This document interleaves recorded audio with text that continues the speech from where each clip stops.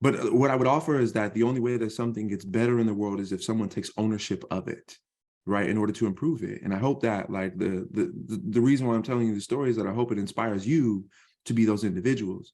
And so what I'm offering essentially is this idea is that if you're the expert in the need, if you have an understanding of a particular diversity group, if you know what it means to be and you do, right? Like in 2022, to be a student, if you know what it means to be first gen, if you know what it means to be one of in a room, if you know what it means to be any of those things, you are now the expert in the need, and your story is absolutely necessary for anyone who is an expert in the field, right? And so what I encourage you today, right, like, is to understand the importance of your voice, to understand who's holding the pen. And one of the questions that I want to ask you, and one of the things that I want you to leave this space with, is what story do you have the moral responsibility to tell?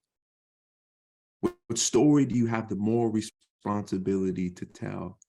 And what's at risk if you choose to say nothing, right? I think it's so important for us to understand the weight of our voices, the responsibility of our voices, the gifts, talents, and abilities that we have, right? Because it's so important for us to open our mouths and say something, because if not, right, we'll leave it to someone who has never had our lived experience to make the decision of how it should operate.